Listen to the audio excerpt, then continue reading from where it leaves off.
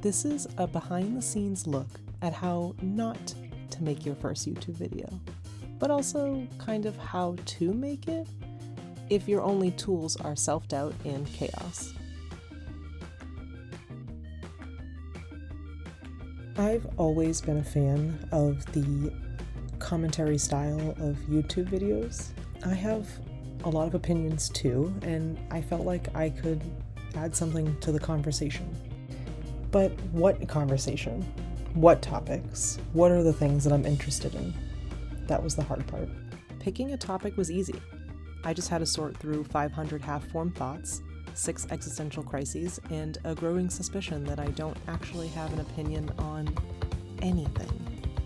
I felt like there's a lot of talk nowadays about how brands and influencers are pulling a fast one on their customers, and it's really annoying. So that was naturally the topic that I went with. It was also a personal test to see if I had it in me to put myself out there on the internet. I don't want that to come off like this is some ruthless, cutthroat process. Rather, it was a challenge that I wanted to face. I'm such an anxious person, and I have a very real, irrational fear of being perceived by others. But something changed when I brought it up to my therapist, and she said, "No one cares." And you know what? She's right. No one cares. So why am I getting all upset about it? Look how common it is to get canceled and then uncancel yourself because you're tired of wearing the dunce cap for as long as you have.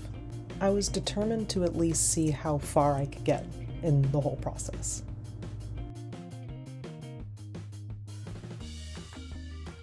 Editing is just listening to your own voice for 6+ hours and wondering why you sound like a sarcastic bitch.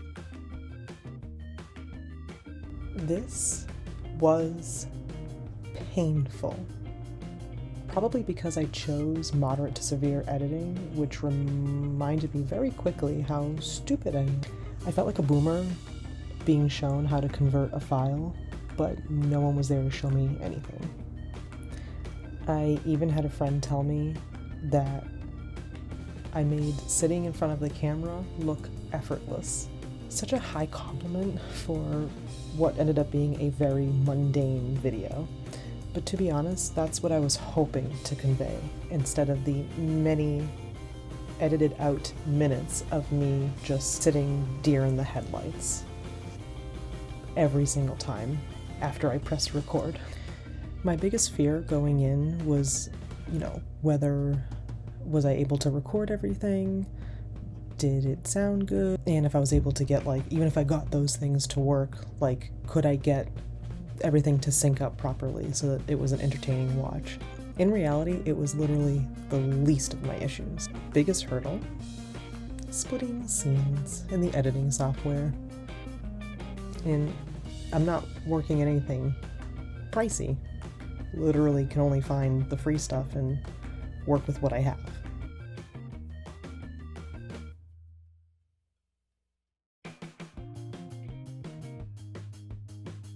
In this scene, we witness the rare content creator in their natural habitat, panicking, Googling how to be good at YouTube, and briefly considering selling feet pics. Now, it probably shouldn't have, but the whole editing process took me days to complete. I work full-time at my big girl job, so my free time is quite limited. And even though I put in all that effort, all that time, all the tears, all the anger, loss of sleep, there were still mistakes in the final cut.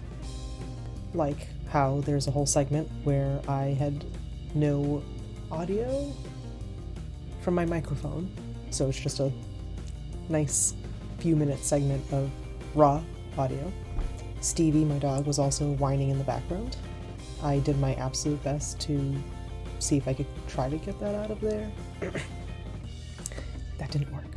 Or the fact that there is a massive glare coming off my glasses the whole time. The microphone I had worked great. but it picked up my new puppy relentlessly whining nearly the whole time of filming. At one point, I didn't realize that the microphone was not picking up audio for a segment of this, so we were using the camera audio. This is where I realized my entire house has the lighting of a haunted basement. And when I did find lighting, it glared off my glasses. Clearly have a lot more to learn, especially if I want to keep trying to edit like this. Then came the final boss, uploading to YouTube. From what I understand, or from what I was told, your video is only going to be as good as your thumbnail and title. If those elements are strong, then the video will be pushed regardless of how imperfect it is deep down inside. What my problem was that I didn't like it, and I was sure that no one else was going to like it either. I was this close to just deleting the whole project and not even trying to upload it in the first place. But then I remembered, that's just it. That's exactly what my therapist meant. Who cares? No one cares. So why should I? Aren't I allowed to make decisions and videos and whatever based on what I want and not what everyone else wants me to do? The answer is yes, of course. So if you're also stuck in the I want to make videos but everything about it is scary zone, you're not alone. This is terrifying, but kind of fun in a masochistic way. Was this perfect? No. Was it coherent? Debatable. Did it make sense? Probably not.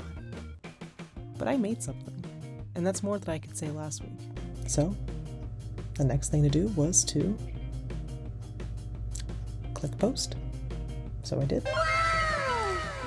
That post-publish feeling is very similar to being like the new kid in school, or like showing up 15 minutes late to your college class and everybody in the room turns to stare at you. Like you can literally hear all the desks moving and everyone shifting in their place, like wondering who just bombarded into this room. She doesn't even go here. Yeah, that's what it felt like. But just like anything in life that is hard to do, it probably will get easier over time. So I guess we'll just have to wait and see. I do find it to be very fascinating and fun because it's different. It's not really something that I've ever done before. Right, so let me know what you folks thought. Share your thoughts and opinions down below. Or don't. I'm not your mother. And yeah, I will see you in the next one. Bye-bye.